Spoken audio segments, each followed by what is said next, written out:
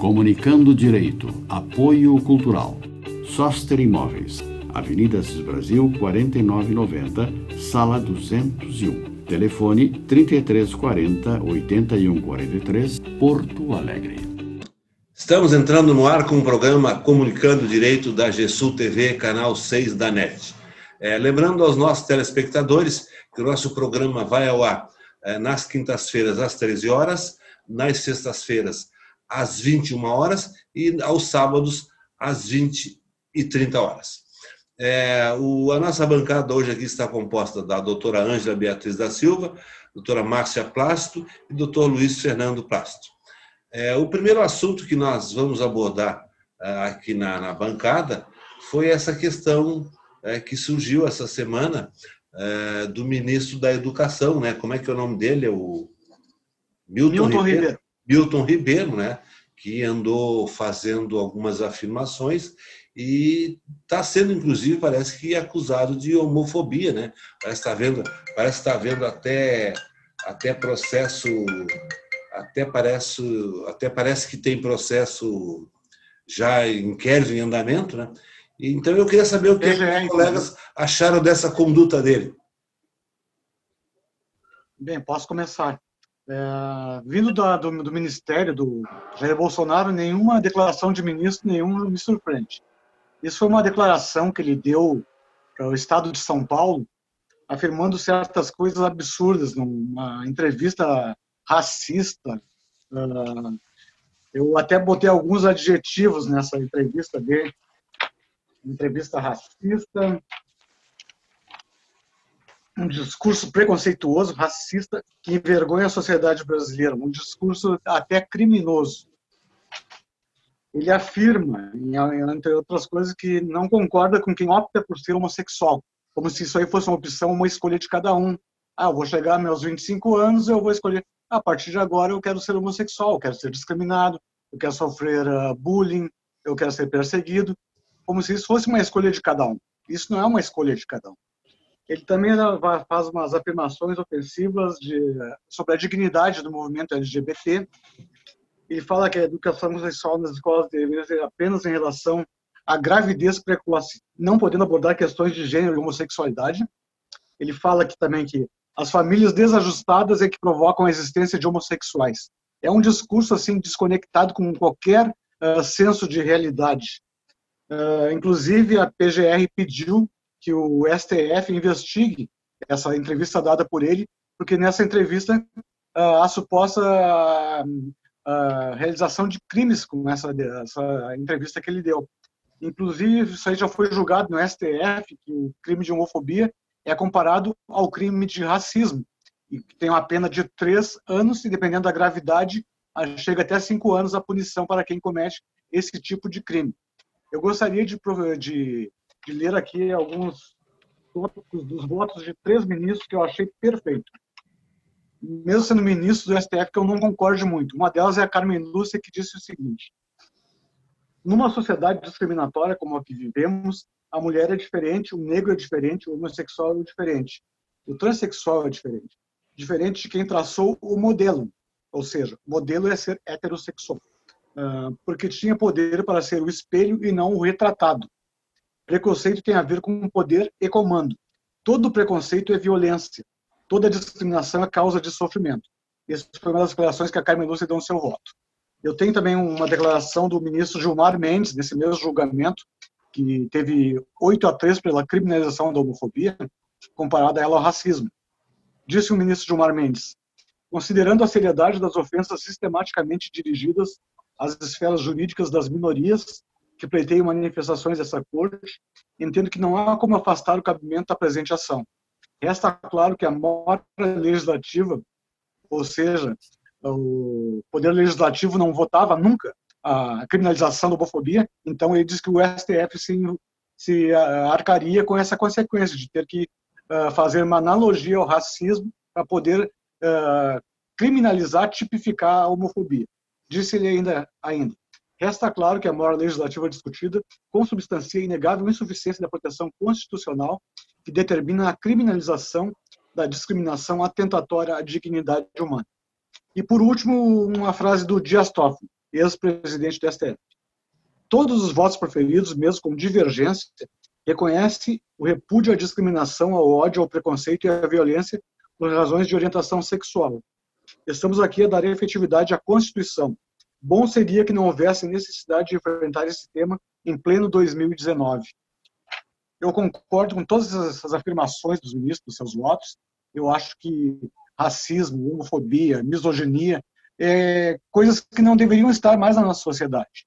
Então, eu acho que foi profundamente feliz e ele deve ser realmente investigado criminalmente pelo STF. Essa é a minha primeira posição. O problema é o seguinte, uma afirmação dessa saído de ministro do Bolsonaro, não podia sair coisa boa. Eu acho que não tem saído nenhuma coisa boa de ministro do Bolsonaro. Até a título de descontração, doutora Luiz, eu queria saber em que momento dessa pauta da que virá a seguir o senhor dirá a sua frase de praxe. A culpa é do PT. Qual é a qualificação desse ministro aí que disse essa besteira aí? O que ele faz na vida? Qual é a formação dele? Ele é pastor, né, da Igreja Evangélica, ele é formado em Direito e em Teologia. Mas ele não era reitor de uma universidade? E reitor de uma universidade. Se ele deve ser formado em Direito, deve ser nessas universidades à distância, nessas falcatruazinhas que tem por aí, que, na verdade, só tem um diploma. De Direito não deve entender coisa nenhuma, patavina nenhuma. Tá, quem continua aí? Seguindo o seu raciocínio, né, eu acredito que não é a qualificação profissional de uma pessoa, né, não é porque ele é um advogado, fez uma coisa, é o coração. Essas pessoas são cheias. O problema é que o coração das pessoas não são iguais. Mas as pessoas estão com muito ódio. Assim, é uma vontade tão grande de retroceder a um padrão que eles acreditam que esse seja o ideal, né? Onde eles condenam quem é LGBT, divórcio, ainda não estão nessa fase, porque eu acho que o Bolsonaro já se separou 3 vezes, né? Então, não se divorciou 2 vezes. Então, não chegaram aí. Mas o que a gente vê, assim, que o preconceito, ele está solto. Ele está solto. As pessoas se acham no direito de falar da vida dos outros, né? Assim, de uma forma aberta, como se isso fosse, e isso é apoiado por essas igrejas evangélicas, e eles, sendo um pastor, é óbvio que ele é homofóbico, né? Ele deve acreditar na cura gay. Então, assim, a gente vê que em todos os sentidos desse governo é um retrocesso. Nós estamos retroagindo, eu não sei nem eu acho que eu nem era nascida, né, para esses padrões, porque antigamente as pessoas elas tinham preconceito, mas elas não falavam, isso não era um assunto assim. Agora, um ministro da Educação faz uma entrevista, um discurso com conotação homofóbica, o que a gente pode esperar do resto da população? Ele está ele está autorizando que todo mundo, quem queira, pense dessa forma e fale. Daqui a pouco o que vai acontecer? Graças a Deus que há muito pouco tempo, a homofobia foi criminalizada. Graças a Deus. Parece assim que foi uma coisa meio que todo mundo acha, não vai precisar usar, não, mas vai ter que se usar muito mais do que se pensava, muito mais. Então, é lamentável que a educação esteja sendo comandada, né? Logo a educação, que é a formação de pessoas, de brasileiros, esteja comandada por uma pessoa tão preconceituosa, tão retrógrada, tão desumano. Isso é desumano, né? Então, é uma pena. Doutora Márcia. Doutora Ângela. Bom, eu gostaria de começar minha fala parafraseando o doutor Cacai, que sempre diz que hoje, não é assim, a gente cumprir a Constituição, que é um ato revolucionário. porque é uma coisa assustadora o que a gente vem presenciando, não é? Principalmente depois da eleição do Bolsonaro.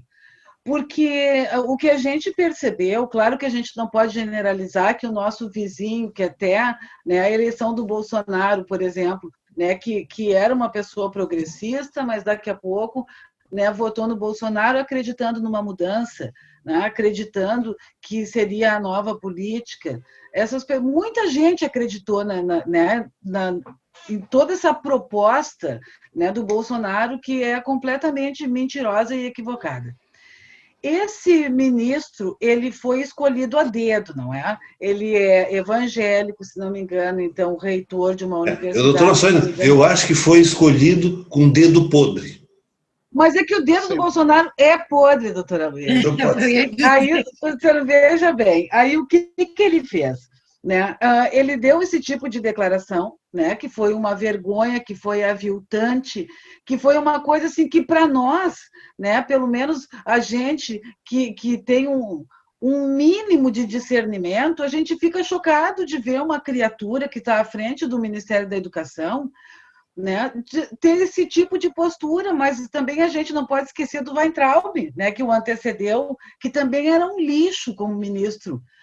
Aí o que acontece, doutora Luísa? Eu lembro da campanha do Bolsonaro, onde ele dizia: no meu governo, as minorias vão se submeter à maioria. Né? E o que acontecia quando ele dizia isso? Mito, mito, né? Que linda essa fala do Bolsonaro. Tudo bem. Aí eu fico me questionando: a minoria tem que se submeter à vontade da maioria. A maioria da nossa população é negra. Né? E por que o negro é subjugado? Né? O homem branco, né, de cor branca, ele não se submete ao negro, embora o negro seja a maioria. Né? Se não me engano, 54% da população brasileira é negra, né? É afrodescendente. Hoje, o Bolsonaro deu uma declaração, né, recebeu alguém lá, né, no gabinete dele, e essa pessoa disse o seguinte para o Bolsonaro: que ela não suportava mais tanta doutrinação nas escolas e que, se ele não tivesse sido eleito, ela teria ido embora do país. Que então ela estava muito feliz porque ela não aguentava mais a doutrinação de gênero nas escolas, não é? Aí o Bolsonaro elogiou muito esse ministro e disse que, infelizmente, temos que ir com calma. Por quê? Porque são 30 anos de doutrinação nas escolas e a educação, a pasta da educação é como um transatlântico. Então, vai ser uma coisa, né, que tem que acontecer aos poucos, essa mudança. Aí eu me questiono: há 30 anos isso, não é? Então, assim, ele não pode dizer que isso é culpa do PT, tendo em vista que o PT ficou de 2003 a 2013, foram 10 anos. Então, ele incluiu aí Fernando Henrique Cardoso, né? Todo o pessoal assim que tem um pensamento, Fernando Henrique, embora liberal, mas também não tem esse pensamento tacanho, horroroso, que é o pensamento do Bolsonaro e da sua trupe. Aí o que acontece? Há alguns anos atrás já se ouvia falar em cura gay, né? Lamentavelmente se ouvia falar esse tipo de coisa. E eu achei muito interessante a colocação, né, do doutor Fernando em relação a essa fala, se não me engano, da ministra Carmen Lúcia. Realmente tem que seguir modelos. E a gente percebeu, gente, que a nossa população brasileira, né, até tem o nosso colega aqui, o doutor Demerval, que sempre gosta muito de frisar que foram 57 ou 58 milhões de votos no Bolsonaro. Né? Então, pessoas que se identificaram com essa fala horrorosa do Bolsonaro, não é? A ponto, né, de outorgarem a ele o direito de nos governar. Então, isso, para mim, é uma coisa assim lamentável, lastimável, muito triste. E assim, ó, o Bolsonaro chegou a dizer que preferia ver um filho morto ou ver um filho gay, né? E daí eu fico pensando, as minorias, voltando ao caso das minorias, felizmente não aconteceu, embora, né, sob os protestos do Sérgio Moro, o excludente de ilicitude. Porque os nossos jovens negros de periferia, que já morrem, nunca morreu tanto jovem negro de periferia como depois da eleição do Bolsonaro. Não é? Isso mesmo, sem o excludente de ilicitude. E os negros são a maioria no nosso país. Então, né, voltando, se a minoria tem que se submeter à vontade da maioria, no mínimo, os negros tinham que ser vistos com os olhos, né, que deveriam ser, ou seja, sem preconceito e oferecendo mais oportunidade, tanto para toda a população LGBTQI, quanto para os nossos jovens negros de periferia. Era isso, doutora Luísa. Eu realmente eu acho que esse ministro como é que é? Ribeiro? Milton Ribeiro. Milton Ribeiro? Milton Ribeiro. Milton Ribeiro. Milton. Ele foi. Milton. Milton. Ele foi extremamente infeliz. A afirmação dele não condiz com a realidade. Na verdade, o homossexual, ele, como o doutor Luiz Fernando disse, não é uma opção. Não é uma opção, ninguém escolhe ser gay para ser descriminalizado. Na verdade, é uma condição. É uma condição que lhe é imposta pela criação de Deus. Quando aquele Senhor lá do céu nos deu a vida, via de regra ele já definiu essas questões. Isso é o próprio organismo que exige isso. Eu até me lembro uma vez que uma pessoa que estava discriminando, estava sendo homofóbico, aí eu perguntei para ele, fulano, tu és homem, né? Então eu vou te fazer uma pergunta. Se tu, na hora da tua concepção, quando foi concebido no ventre da tua mãe, tu podia, se tu pudesse escolher, tu teria escolhido ser mulher? Não, eu queria ser homem. Bom, então se tu não queria ser mulher, muito menos tu queria, se tu pudesse escolher, ser homossexual. Então não é a pessoa optar, não, eu sou macho até agora eu quero ser homossexual. Não, isso é inerente ao cidadão, ao ser humano. Uma coisa que ele diz aqui, que o homossexualismo seria decorrente de família desajustadas, acho que é o que ele diz, né? Sim. Que muita... ausência de pai ou de mãe. Falta de atenção de Olha, pai. eu digo exatamente o contrário. Eu digo que tem mais homossexual em famílias ajustadas do que desajustadas. Se a gente for fazer um comparativo, parece que se acha mais homossexual nas famílias ajustadas. Eu acho Posso que talvez... fazer uma colocação, doutora Luiz, aproveitando esse gancho? Até talvez por famílias ajustadas, porque vão entender, porque vão aceitar o filho, o irmão, quem quer que seja da sua família, porque é uma condição dele e ponto, é uma questão de respeito da família, não é? Talvez nas famílias desajustadas isso aconteça e o homossexual, o jovem, seja lá quem for, ele não possa se assumir como tal, justamente em função do desajuste da família. Realmente é bem provável também. Ele também aqui diz que, pelo que eu pude entender da manifestação dele, é que eles às vezes tem menino de 12, 13 anos que nunca esteve com uma mulher de fato. Olha, que relevância tem isso para o homossexualismo? Eu acho que talvez quem não tenha tido nenhuma mulher de fato seja ele. E talvez seja um gay enrustido. Mas o senhor não acha que isso ficou muito estranho, doutora Luiz?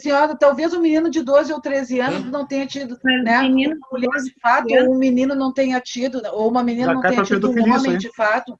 Se ele é evangélico, se a religião evangélica prega que a relação sexual só pode acontecer após o casamento, eu acho que essa frase dele ficou muito mal colocada. Que vai contra toda a pregação dele. Está cheio de pastor aí assediando as fiéis. Isso aí é para inglês ver. Exatamente. Ele começa a entrevista dizendo que ele não concorda com quem opta por ser homossexual. Esse é o início da entrevista dele. Ele não tem que concordar com ninguém, com nada. E outra coisa, o ministro da Educação, com a nossa educação do jeito que está, ele deveria ter dado uma entrevista com projetos educacionais, não projetos homofóbicos, como ele está falando. Agora querem retirar dinheiro do Fundeb para dar para o Renda Cidadã para poder mudar nome de Bolsa Família eu para a renda acho- cidadã. Eu Então, acho ou seja, que vão sucatear mais a nossa Eu- educação. eu E acho o que ministro falando besteira como fala. esse ministro foi mal escolhido pelo Bolsonaro. Na verdade, eu acho que 90% dos ministros do Bolsonaro foram mal escolhidos. O bem escolhido que ele tinha feito foi o Guedes e o Sérgio Moro. O resto não presta, eu acho que não presta nada. Eu acho que Doutora Luísa, Culpa do PT, culpa do encerrar PT. a minha fala sobre esse assunto, eu vejo esse governo muito preocupado com a sexualidade, muito preocupado. Bolsonaro preocupado com a sexualidade desde a campanha. Aquela live do Bolsonaro que ele leva uma menina lá que ele praticamente comete um crime É de verdade. pedofilia. Quase E a isso. ministra Damares disse que não viu a entrevista. Ela não quis se manifestar sobre Ninguém viu aquela maldade, live dele. né? Ninguém, a gente que vê. Mas eu acho assim, ó, que quando as pessoas começam a se preocupar muito com a sexualidade alheia, é porque ela tem a sua mal resolvida. Tem alguma coisa aí que se chama atenção. Fulano é homoafetivo. E daí a vida dele, não estou preocupada com isso. Eu tenho que me preocupar com a minha. No que muda a minha vida se o meu vizinho for homoafetivo, se a minha vizinha for... o que muda a minha vida? Nada. Então, e não é a minha, não muda a vida de ninguém. O que Tudo é uma é? questão de respeito, né, doutor? O que Tudo é essas uma questão de pessoas respeito. Falando em homofobia, essa semana um sobrinho meu postou uma foto de duas mulheres se beijando numa festa e criticou. Olha aí, que se vê que você vê essa coisa sem vergonha aí. Aí eu respondi, fulano, deixa de ser homofóbico. Aí ele me respondeu, não, tio, não é que eu seja homofóbico, é que ali não é lugar de fazer aquilo. Bom, se o homem e a mulher pode fazer aquilo ali, por que duas mulheres não podem? Não tem coerência. Elas podem fazer, pode fazer em qualquer lugar, só não pode fazer assim de forma assintosa. Isso também um casal normal, heterossexual, também não pode fazer, de forma assintosa, quase chegando às vias de fato. Aí também não, né? Claro. Mas se Mas nada que constranja os demais, não é, doutora Luísa? Mas, doutora Luísa, um casal gay, um casal homoafetivo, é um casal normal. É assim que a gente tem que se posicionar. Claro. Um casal formado por dois homens, por duas mulheres, mulheres trans, homens trans, são casais normais, são famílias normais. Quando a gente tiver consciência disso, em nome, assim, toda a sociedade tiver uma consciência de que é normal. Eu acho que esse ministro, quando sair ou quando for mandado embora, não vai deixar saudades, né? Que vá para. Eu acho que o Bolsonaro, quando sair com todo o ministério, também não vai deixar saudades. Que fique no ostracismo para sempre. Mas vamos passar para o outro assunto, não vamos falar desse... Posso terminar minha fala sobre isso também? Tá, mas é isso, mas eu não queria me alongar nesse incompetente aí, pode. Depois que ele deu essa entrevista, ele largou uma nota pedindo desculpas a quem se sentiu ofendido. Ou seja, quem não se sentiu ofendido, tá tudo normal, tá tudo tranquilo, segue o baile. É só para quem se sentiu ofendido. Mas muitas pessoas que não são homossexuais se sentiram ofendidas em razão dessa posição tão retrógrada, tão ridícula. Também.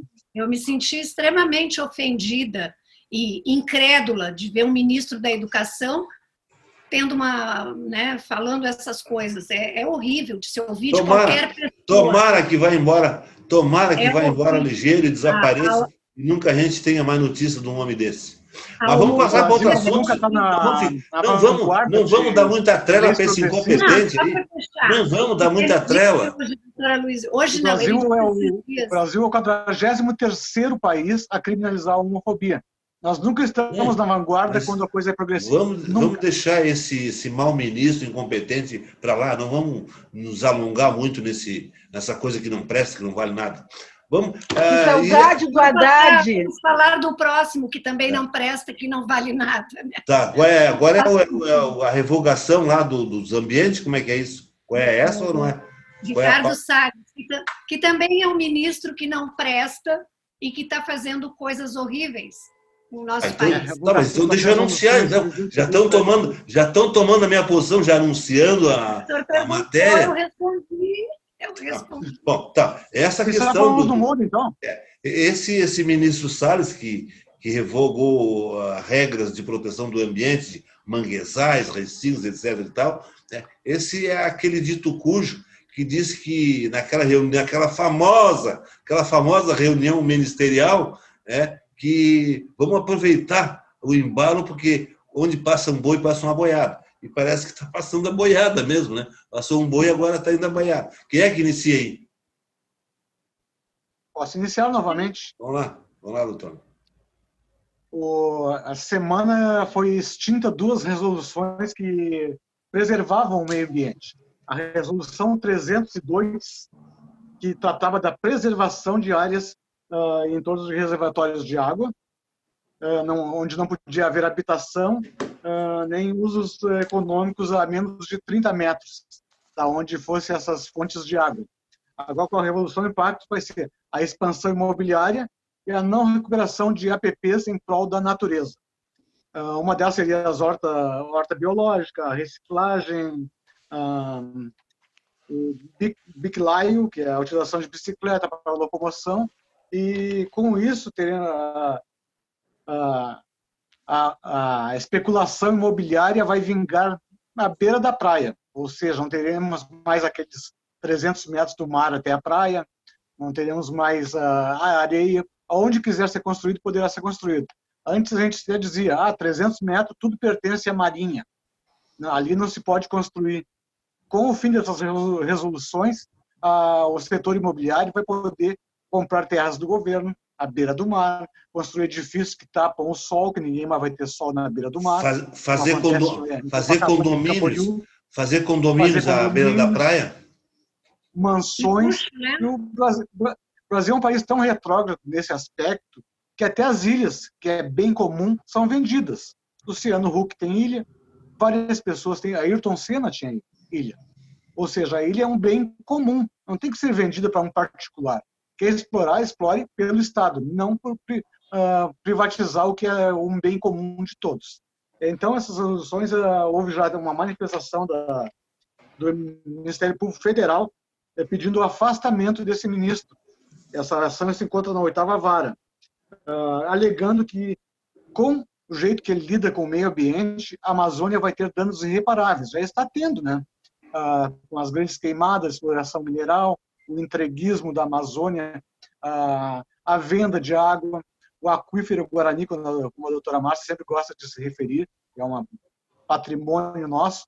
Esse ministro não faz nada em prol da preservação da nossa natureza. Eu chego a afirmar que o Brasil e os Estados Unidos são os países que mais contribuem para a destruição da natureza. O Brasil, inclusive, querendo ser subserviente às leis norte-americanas. A princípio, essa é a minha posição. Quem continua? Eu fiquei chocada, né? Mas, ao mesmo tempo, depois que eu terminei de ler a matéria, eu disse, mas esperar o quê? Esperar o quê desse governo? Ele já vinha, como o doutor Aloysio disse, lá em 22 de abril, ele já disse, vamos aproveitar a pandemia, que a imprensa está focada em outras coisas, e passar a boiada. E vem passando essas queimadas na Amazônia. Aí ficam as pessoas dizendo, a Amazônia sempre queimou. Tinham queimadas, mas não nessas proporções. No Pantanal, gente, é de chorar. É de chorar. A cena dos animais queimados é deprimente, né? É deprimente. Aí vem o Bolsonaro e lança a lei, aquela não pode mais bater nos animais. Eu acho justo, tem que proteger mesmo, porque está cheio de gente maldosa e malvada. Mas ele não se preocupa com os animais silvestres. Estão lá morrendo queimados, estão... Então, assim, reservas ecológicas, eles tentando de tudo para conseguir evitar. E aí esse ministro vem e revoga essas duas portarias. Ele mudou todo o Conselho do Meio Ambiente que tinha do CONAMA, né? Tinham 96 conselheiros civis. É verdade. Ele reduziu para 24. 24, né? E a maioria que está lá são empresários, da indústria. Então, por que ele fez isso, né? É passando a boiada, preparando para passar a boiada. Porque ele tendo só 24 conselheiros civis, é óbvio que vão aprovar tudo que ele quiser. E como de fato fizeram, né? Eu espero que essas revogações sejam revogadas, suspensas pelo STF, suspensas, antes que se comece a cometer as vendas, né, para milionários, né, porque tudo que e além dessas resoluções que foram revogadas, ele também fez uma portaria aprovando a queima de resíduos agrotóxicos e lixo tóxicos também. Em fornos seja, de mais poluição, mais doenças, mais custo com a saúde. Mas o país só vai ficando mais pobre. Tudo vai ficando pior, né? Pior. Mas e aí, doutora Márcia? Vamos torcer, né? Vamos. É verdade. Torcer pelo Grêmio, né? Gente. Pelo Grêmio, né? E secar o Colorado. Não, doutora Luísa. Doutora Luísa, sim, ó, a gente fica cada vez mais, né, estupefato com a posição desse governo vergonhoso, lamentável, né, porque assim, ó, partindo da premissa que, se não me engano, foi em abril que o Bolsonaro, né, demitiu exonerou os chefes de fiscalização do IBAMA, né, que eles estavam fiscalizando garimpo ilegal. Então, foram exonerados, cada vez tem menos fiscalização, cada vez que existe algum tipo de denúncia em relação a isso, né, a chefia cai e é trocada por algum bolsonarista antiecológico, né, que seja bem desse estilo deles. Aí, assim, ó, o Salles efetivamente falou naquela reunião do dia 22 que ia passar, vamos aproveitar a pandemia e passar a boiada. Está passando, né, a nossa saúde dos filhos, netos, das próximas gerações, né, que estão efetivamente, né, muito comprometidas. Assim, naquela mesma reunião, o Guedes falou, né, vamos apertar a mão do funcionário público, enquanto isso a gente põe uma granada no bolso dele, né? Hoje o Guedes diz que ele acha que quem tem cargos assim no governo, né, pessoas do alto escalão ganham muito pouco, enquanto que o funcionário público, que é demonizado, né, ele acha que não tem que ter aumento, que não trabalha, que isso e aquilo, quando na verdade a gente sabe que a máquina só funciona em função do funcionalismo público. Mas esses ministros do Bolsonaro, eles estão lá, parece que com o intuito de destruir as suas pastas. Não é? Assim, a educação perdeu muita verba, né, em função desses ministros, agora vão perder mais ainda em função do Fundeb, que vai perder dinheiro, e esse ministro que destrói efetivamente, né, auxilia ou faz vistas grossas para a destruição que nosso meio ambiente está acontecendo. E daí, doutora Luísa, não é provocação, mas eu gostaria de deixar aqui, né, assim, um questionamento, que tudo isso foi dito com todas as letras naquela reunião no dia 22 de abril, e na época tínhamos um ministro da Justiça que estava lá sentado, que não se insurgiu contra absolutamente nada disso que tinha sido dito. Então, doutora Luísa, eu entendo assim, que o Bolsonaro tem o dedo podre, e ele teve o dedo podre para 100% dos ministros que ele escolheu. Menos do Moro e do Guedes. O Moro estava lá sentado, ouvindo todas essas barbaridades, quietinho, com medo que o Bolsonaro mudasse o ministro. Doutora Márcia, ele é ministro da Justiça. Ministro da Justiça, o que ele tem que fazer? Políticas para resolver o problema da justiça. Ele não é gestor público para dizer o que os outros têm que fazer, ele tem que atuar na pasta dele. Isso não era da competência dele. Justiça, mas Não, doutora Luiz, ele deveria sim se manifestar naquele momento, que era um desrespeito com toda uma nação que estava acontecendo ali dentro, porque depois ele quis que isso se tornasse público. Eu lhe digo pelo seguinte, ele, como um bastião da moral, como o senhor entende que ele é, no mínimo ele deveria ter se manifestado dizendo que não concordava com aquele posicionamento, né, e que nós, enquanto nação, enquanto povo brasileiro, nós deveríamos ter sido vistos e tratados com muito mais respeito. Tá. Então, a senhora está pregando a insubordinação, ou seja, o subordinado se insurgir contra o seu superior. E aí a coisa não funciona assim. Quem era o superior? O presidente da República. Incompetente, mas é o presidente da República. Vai. Mas ele chutou o balde mesmo, tanto é que fez isso depois daquela reunião. Isso foi depois. Não, o Moro... Ele poderia ter saído bem. Ele poderia ficado lindo se ele fizesse isso. Assim que entrou no governo, ele foi... Assim que ele entrou no governo, ele foi imbuído de bons propósitos e, com o tempo, ele foi vendo que o Bolsonaro era mentiroso. Não cumpria nada daquilo que tinha pregado na campanha. Combate à corrupção, combate à criminalidade, e ele foi se desgostando. E aí a coisa culminou com aquele problema da demissão do superintendente da Polícia Federal. Não vamos taxar aqui que querer fazer que o Moro era Cristo. Para o Moro resolver aquele problema que a doutora Márcia queria que ele resolvesse, só se ele fosse Deus. Aí sim, uma varinha de condão. Mas, doutor Aloysio, assim, então, a gente está efetivamente vivendo num momento ditatorial, porque se um ministro, né, está numa reunião ministerial e ele não pode nem dar um parecer a respeito do que está sendo feito, ou se insurgir em relação a um mal feito. Já sei o que a doutora Márcia está querendo. Que queria que o Moro fosse enxotado porque condenou o Lula, que fosse hostilizado, porque hoje os petistas têm do Sérgio Moro é incomparável. Não, era isso aí. Não é isso, doutora Luiz. Eu acho que sim, ó. Que a partir do momento que ele se sujeitou a conviver com essa gente horrorosa que circula o Bolsonaro, é porque ele é do mesmo estilo. Não, mas a doutora Márcia, contra o PT também convivia muita gente horrorosa. Mas, doutora Luísio, o Bolsonaro, pessoalmente, nunca convivi com ele, nunca fui na casa dele para ser... Sorte sua, doutora Ângela. Ele é mentiroso. Eu sei desde antes dele se eleger, quando ele era apenas um deputado. O senador Requião falou que ninguém dava a mínima atenção para ele.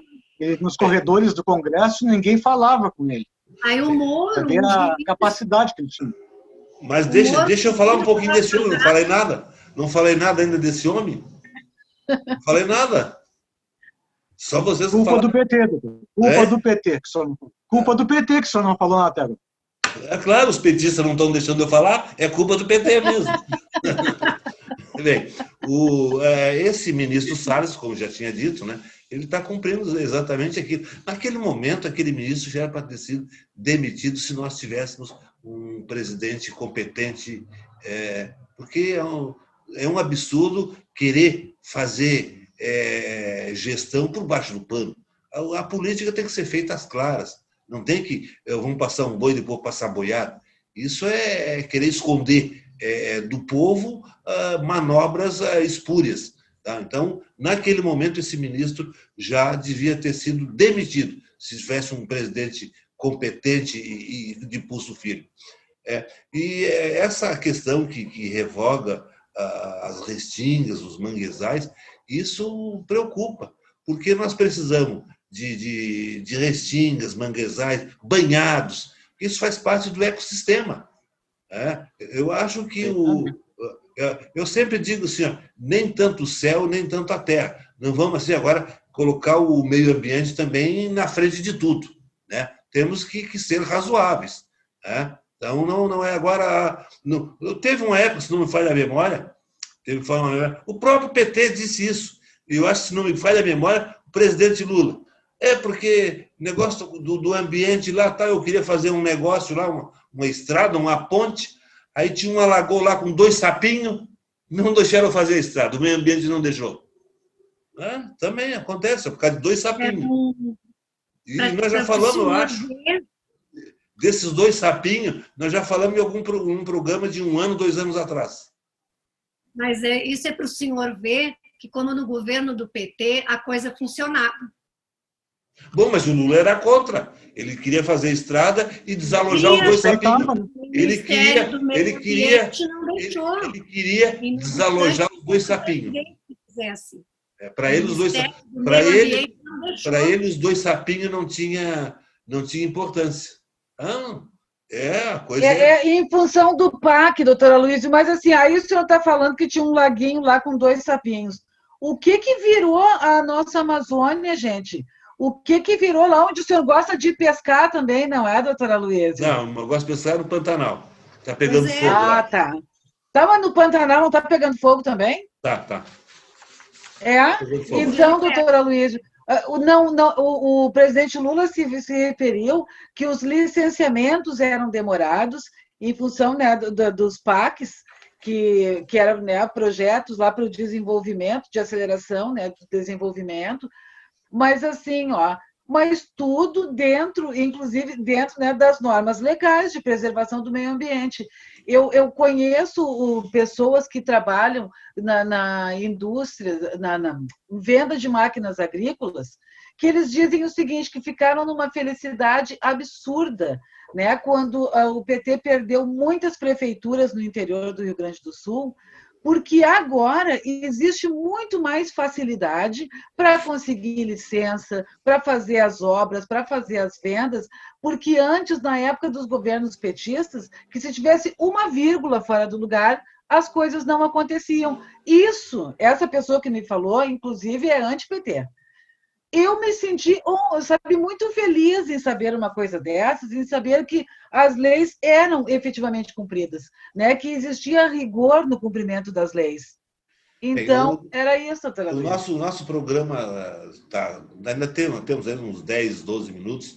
Eu queria também abordar um aspectozinho que foi muito importante nessa semana, que é esse problema aí da renda cidadã, a renda cidadã da qual, para encontrar recursos para pagar essa verba cidadã, vão retirar a verba dos precatórios, isso parece do Fundeb, eu acho, uma coisa assim, né? Vão tirar a verba da educação e do precatório para poder financiar essa renda cidadã. Porque, na minha opinião, o Bolsonaro quer a todo custo criar uma bolsa qualquer, se é renda cidadã, se é bolsa isso, ou seja, ele quer deixar um legado como o Lula deixou do Bolsa Família, né, que foi criado aqui há 15, 20 anos, eu acho, né? Então ele Bolsa Família começou foi em 2003, não foi, doutora Luísa, com o Fome Zero. Bom, então, na verdade... Sim, agora o Bolsonaro, a semana passada, ele falou, há 15 dias atrás, falou assim, não se fala mais em Renda Brasil, vai ser Bolsa Família até 2022. Mas agora já está falando em renda cidadã. Renda cidadã. Então, na verdade, essa é a obsessão dele, criar um programa de benefício para a população visando a eleição de 2022. Diz ele que não é candidato, não está preocupado com a reeleição. Bolsonaro, ele acorda pensando em reeleição, toma café pensando em reeleição, almoça pensando em reeleição, toma o café da tarde pensando em eleição e dorme pensando em reeleição. Esse homem é obcecado pela reeleição.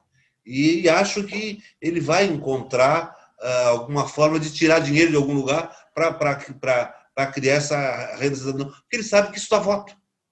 Isso dá voto. Tanto é que no governo do PT, o Lula dava como se diz, de lavagem lá nos outros candidatos do PT, nos adversários. Né? E agora, uma pesquisa feita no Nordeste, Bolsonaro lidera as pesquisas no Nordeste. Por quê? Por causa do abono emergencial. Felizmente, o nosso brasileiro, ele se deixa levar muito por migalhas, eu diria isso. O que é que vocês acham? Eu acho que isso vai terminar muito rápido, doutora Luísa, porque assim, o presidente Lula tem um eleitorado imenso no Nordeste E não é exclusivamente pelo Bolsa Família, né? É pela transposição do Rio São Francisco, é pelo Luz para Todos, né? É pela criação assim de inúmeros programas que vieram viabilizar, né, uma vida melhor para a população nordestina. O Bolsonaro ele está com toda essa gordura política agora em função do auxílio emergencial. Mas o auxílio emergencial ele já vai ser cortado ao meio, agora passou a R$ 300, não é? As próximas parcelas, se não me engano. E isso não é uma coisa definitiva, não é? E nem então, pode. assim, pelo fato de... Senão o país quebra. O país quebra. Exatamente. Aí o que ele diz? Que ele não é demagogo, né? Ele disse isso agora essa semana, que ele não é demagogo, né? Que a esquerda vai ficar muito incomodada. Até existe assim, uma contradição, porque a esquerda é a favor da permanência do auxílio emergencial enquanto houver, né? Enquanto estivermos sofrendo nessa pandemia. Mas isso traz, né, muita gordura política para o Bolsonaro. Então, assim, o que a esquerda teria que optar? Então, assim, azar que a população se ferre, né? Mas pelo menos o Bolsonaro não vai ficar numa boa situação. Não, a esquerda permanece, né, assim, lutando pela permanência, pelo menos de uma renda que venha auxiliar a população, porque a gente vê, gente, realmente, se nós já víamos alguns anos atrás, uns 2 ou 3 anos atrás, né, esses imóveis fechados, tudo com placa de aluga-se, hoje a coisa aumentou de forma exponencial. Ou seja, né, a dificuldade financeira, além de ela ter aumentado, ela provavelmente ela permaneça por um longo tempo. Então, assim, o que a gente vê? O Bolsonaro certamente vai cair também nas pesquisas a partir do momento que essa renda terminar, porque assim o povo simplesmente está conseguindo comer, né, gente? Quando essa terminar, ele está criando essa renda cidadã e ele vai conseguir. E aí? Será, doutora Luiz, com tanta luta? Hoje, pelo que eu ouvi hoje, a renda cidadã vai ser um pouquinho mais que R$200, e as pessoas já recebiam 175, 180. Bom, não vai, tá ganhando 30, 40 reais a mais. E o povo aqui, tem gente no interior. A doutora Luiz recebe dinheiro para votar, gente. O salário mínimo era mais de $300. O salário mínimo caiu radicalmente. Eu sei que você vai falar que não adianta aumentar o salário mínimo, vai aumentar os preços. Eu já vivenciei eleição no interior, que tem ali os cabos eleitorais dando dinheiro 20 para um, 50 para outro, para votar em candidatos, gente. Agora, se o Bolsa Família era 180, Bolsonaro passou a renda dele para 230, evidentemente que isso inclina o eleitor a votar no Bolsonaro. Agora, o que a doutora Angela acha? Tirar esse dinheiro, né, para fazer esse projeto dele do Fundeb é um absurdo isso, é lamentável, né? Mas aí a gente para e pensa, mas é o Bolsonaro, eles não são a favor da educação, eles não querem educação. Isso não seria uma pedalada fiscal? Não, na verdade... Não seria uma pedalada fiscal? Não, na verdade... uma pedalada fiscal, ele vai tirar o dinheiro para depois conseguir repor. Então. Mas não é mais crime. Não, mas 2 dias depois... Não, eu acho que não é assim. É que parece que para a educação não tem a pedalada fiscal, aliás, não estoura o orçamento. Entendeu? Não, mas não é questão de estourar o orçamento, mas é questão de tirar a presidenta Dilma também... Na época, foi para não estourar o orçamento que ela tirou renda para pagar justamente o Bolsa Família. Ela tirou de outra pasta. Mas no momento e daí aconteceu todo esse escândalo da pedalada fiscal. Nós estamos pagando até hoje. Mas no momento que ele tira os recursos de uma verba de um setor que não precisa respeitar aquele teto, aquele limite, realmente uma manobra que eles querem fazer para evitar essa... eu acho que o Bolsonaro, com essa pretensão de retirar verba da educação para a renda cidadã, ele quer deixar um país de burro, porque às vezes, de repente, é mais fácil ser eleito pelos burros. É muito mais fácil comandar um país de bastante analfabeto do que um país mais culto. Uma pessoa Quanto mais culta, ignorante, melhor. quanto mais ignorante, melhor. Exatamente isso. É. Porque o ignorante lá, olha, ele deu aquilo para aquilo, deu. E um país culto já não se deixa levar por essas migalhas, né? Então, acho que tirar da educação é um absurdo. E também tirar dos precatórios, gente. Precatório, via de regra, quem recebe não é o beneficiário, quem recebe às vezes é o filho, às vezes o neto. Olha, e se a coisa continuar como está, quem vai começar a receber os precatórios vão ser os bisnetos da. Eu, por Não, mas exemplo, doutor Luiz, ele está falando de precatórios nacionais. Precatórios nacionais são pagos em dia. Por incrível que pareça. Mas ele quer tirar, não são pagos. Mas ele quer tirar a verba de lá e aí vai faltar dinheiro. Aí vai começar o calote. Talvez não seja mais pago no ano subsequente, né? Foi retirado de lá. Não, inclusive o precatório federal, realmente, eles têm o direito de pagar no exercício seguinte, desde que ele entre no orçamento até metade do ano. Desse aqui, ele tem a obrigação de pagar até o final do ano seguinte. E eles têm pago, inclusive, adiantado. Pago até no final do próximo ano, na metade. Ou seja, dão até um benefício para o. Em via de regra, quem recebe isso é aposentado. Aposentado os precatórios estaduais e municipais, segundo o STF, todos que estiverem com precatório para receber deverão receber até o ano 2024. O que eu acho que é impossível que sejam pagos até 2024. O Estado está atrasado em 18 anos o pagamento de precatórios.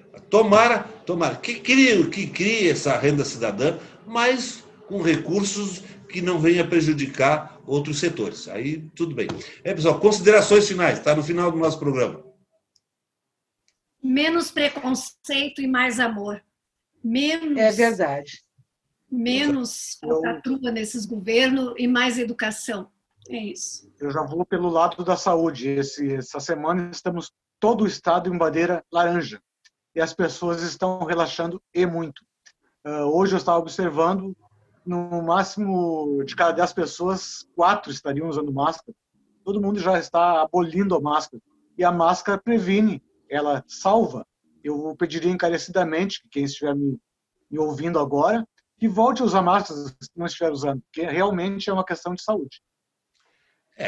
Eu espero que, por exemplo, essa pandemia que praticamente já está se entendendo que acabou a pandemia. A pandemia não acabou, gente. Agora o time do Flamengo estava com 16 jogadores contaminados pelo coronavírus e ainda jogando uma partida de futebol contra um outro adversário. Eu acho que essa questão vai morrer muita gente ainda de coronavírus. E queriam voltar o público aos estádios, né? E queriam reabrir os estádios para o público. Que eu acho um absurdo. Exatamente isso. E aí, em função desse aqui, vai agora uma crítica minha ao Poder Judiciário, em função da pandemia, os advogados agora estão equiparados a aquelas pessoas que precisam do INSS. Tem que ir lá fazer uma consulta ou coisa parecida, para ir nos fora, agora tem que tirar ficha. Tem que tirar ficha. Até para pegar processo na justiça, a gente tem que agendar. Ou agendar, ou então chegar lá e tirar uma ficha. Agora virou. Isso está muito mal gerenciado também a epidemia pelo Poder Judiciário. Por que não ficou fechado, então, para fazer isso? Doutora Luísio, e assim, os processos físicos que estão sendo digitalizados, que já aparecem no EPROC, eles não estão disponíveis, não é? Eles aparecem ali já cadastrados com os seus números, a gente tem que pedir o download, né? Quando o download acontece em 72 horas, só tem a capa. Não, mas aqui, na verdade, quando ele aparece ali, ele não está digitalizado, ele está cadastrado para ser digitalizado. Exatamente. Aí depois que eles fazem o cadastro, bom, vamos digitalizar. Aí depois, sim, quando digitalizar é que ele vai aparecer. Eu já tive alguns que foram para o cadastro, já foram digitalizados, mas a grande maioria ainda está para ser digitalizado. A gente fica sem acesso ao processo e nossos clientes ficam nos cobrando, né? Não, exatamente. Mas também vai depender de licitação para isso, né? Agora, é um absurdo o advogado tirar ficha para ser atendido no fórum. Olha, na fila do INPS, isso é normal. Mas acho que o Poder Judiciário, na minha opinião, não está gerenciando bem a pandemia. Nós estamos com o fórum fechado desde março, eu acho, né? Desde março, e agora abre de forma capenga. Então, que ficasse fechado. Abrir de forma capenga, os advogados vão ter dificuldade de cumprir prazo, etc. e tal, mas então é lamentável, lamentável. Eles pretenderam preservar a saúde, então que continuasse preservando, e acho que dessa forma não foi uma boa providência tomada em relação aos advogados. Dito isso, eu agradeço a audiência dos nossos telespectadores e me despeço em nome da bancada, a não ser que alguém tenha mais alguma consideração a fazer aí. Acho que a doutora Márcia não falou.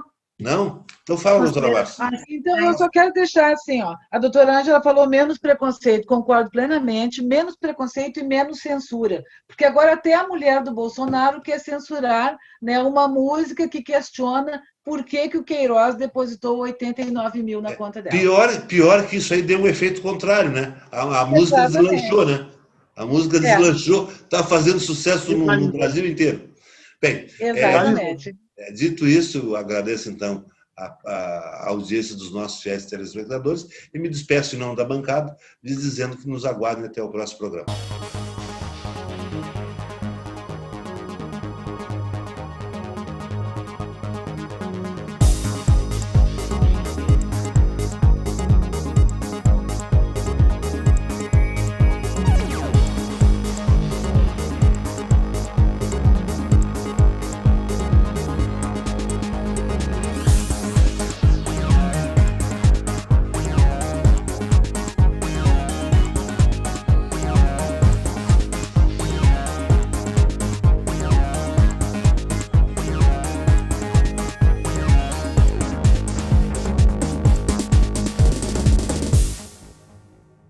Comunicando Direito, Apoio Cultural.